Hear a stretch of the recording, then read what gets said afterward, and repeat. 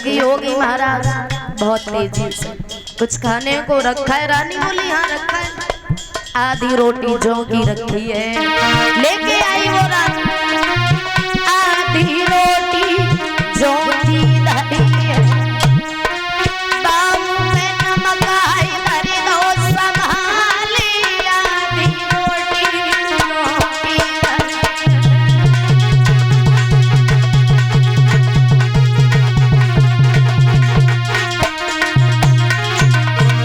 ध्यान रखना भैया, महाराज सुल्तानबाद ने वो जौ की रोटी नमक के साथ खाई तो वो पहला निवाला गले से नीचे नहीं उतरा। क्यों?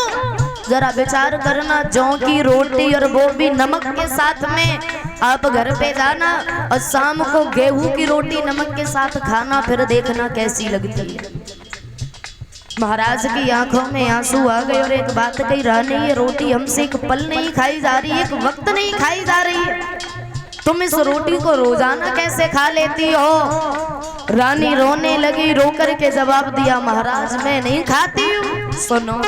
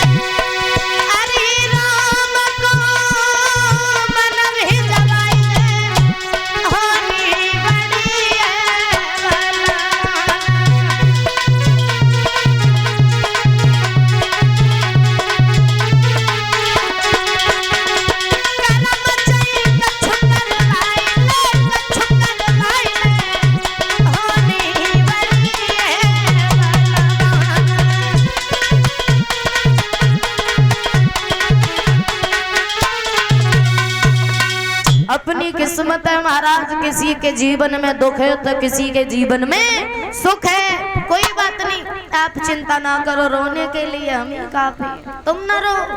आज राजा ने सारी रात्रि भर रानी के यहाँ आराम की। सुबह हुआ जैसे ही चले तो क्या देखा, दरवाजे पर सुरची खड़ी थी और जैसे ही आता हुआ देखा, कहने लगी क्यों महाराज कहाँ थे?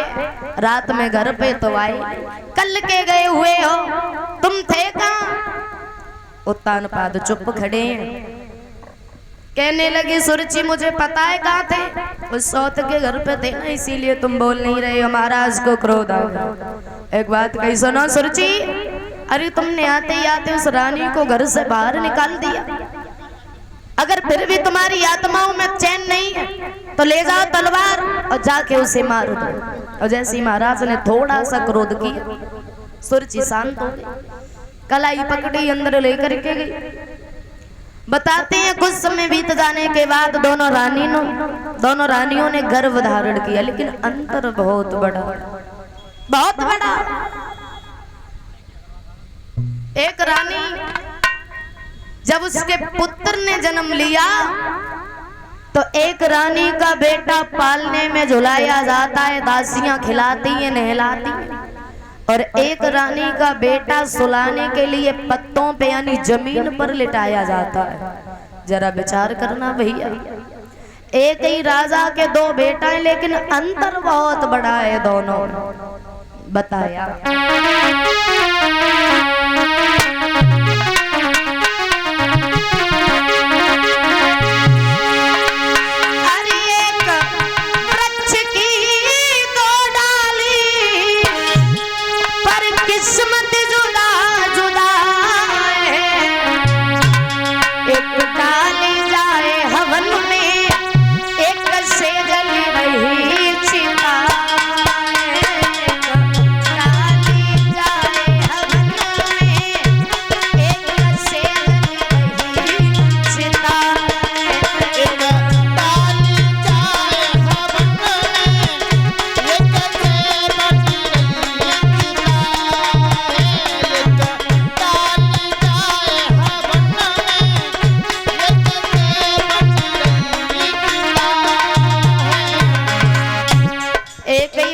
है, लेकिन दो डाली में उस वृक्ष की। एक डाली को काट करके यज्ञ में आहुति लगाई जाती है और उसी वृक्ष की जो दूसरी डाली होती है उससे चिता को जलाया जाता है। वृक्ष एक है, डाली दो, अपनी अपनी किस्मत है। आज एक ही राजा के दोनों बेटा है, लेकिन अंतर बहुत बड़ा है। एक दुखी है तो एक सुखी है। बताए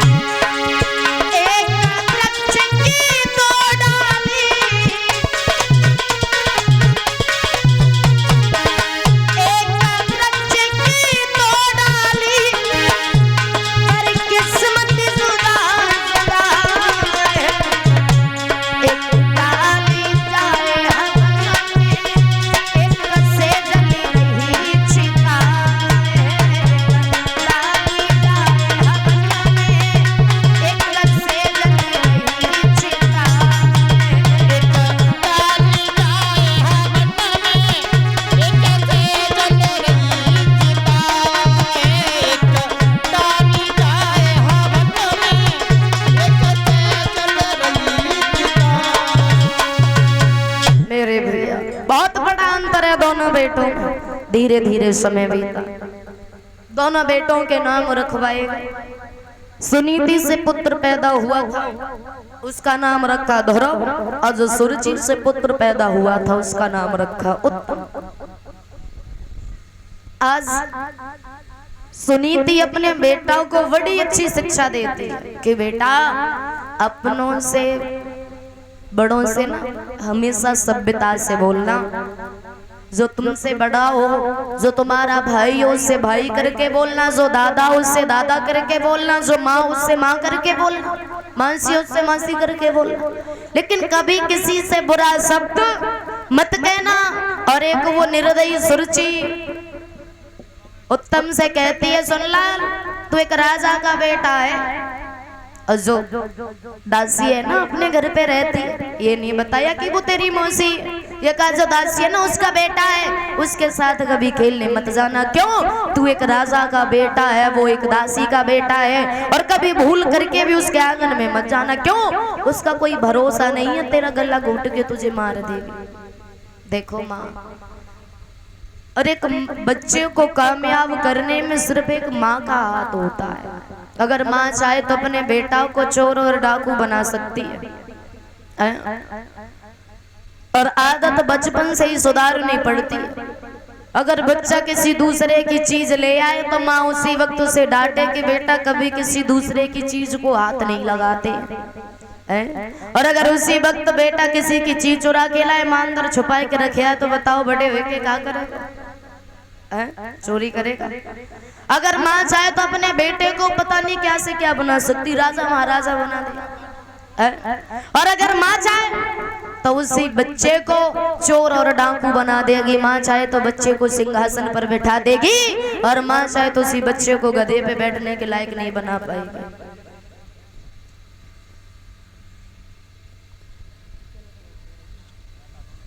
क्योंकि माँ, बच्चे की पहली गुरु एक माँ होती है। बच्चा जो होता है कोरे कागज की तरह होता है। कॉपी तो सब जानते हो, उसमें कोरा सा कागज लेना और एक पेन लेना, उस पर लिखना, जो लिखोगे वही नजर आएगा, और जिस कलर की पेन से लिखोगे वही कलर नजर आएगा। ऐसे ही बच्चा होता है, अगर बचपन में उसमें जैसे गुड़ डालोगे, बड़े पे वो वैसा ही काम करेगा। अरे कभी तो बड़े शब्दों में, बड़ी सुंदर शब्दों में बताया है।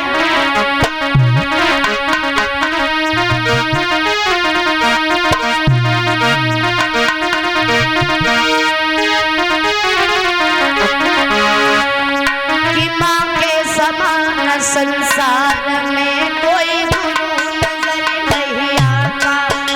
माँ के समान संसार में कोई गुरु नजर नहीं आता।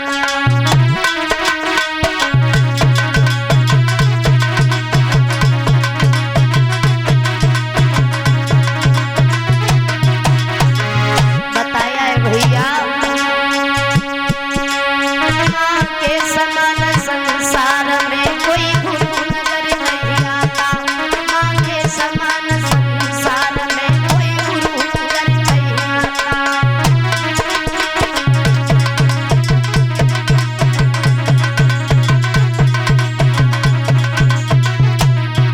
कैसे? कोई गुरु नजर नहीं आता, कोई गुरु नजर नहीं आता। माँ के समान मेरे हाथ में कोई गुरु नजर नहीं आता। माँ के समान संसार में कोई गुरु नजर नहीं आता।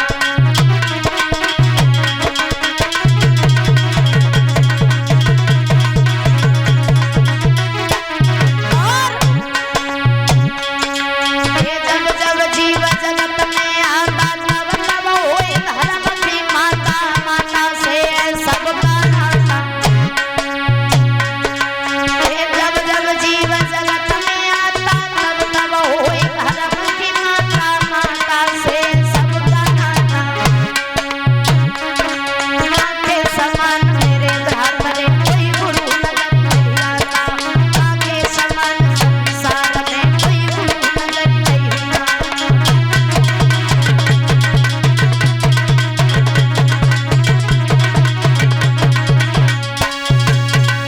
आज धीरे धीरे समय बीतता चला जा रहा है,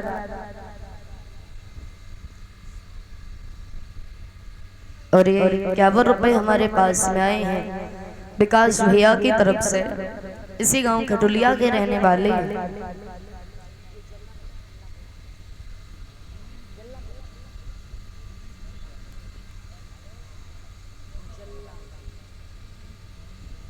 जल्लापुरा खल्लापुरा जल्लापुरा भाई तो समझ के लिए गोबर पढ़े लिखे ना है, पढ़े ना है, कम पढ़ी लिखी है, कच्चा तीन ना फेल भाई।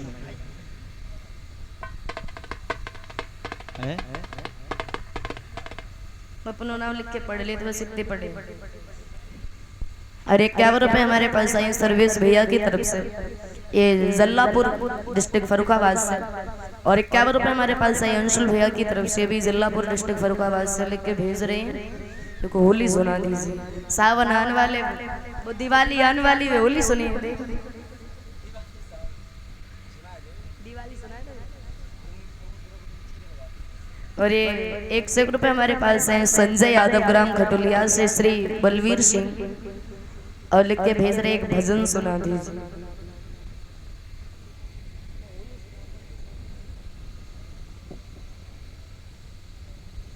लिख के भेज रहे हैं ब्रजेश कुमार शास्त्री जी की होली सुनाई दी।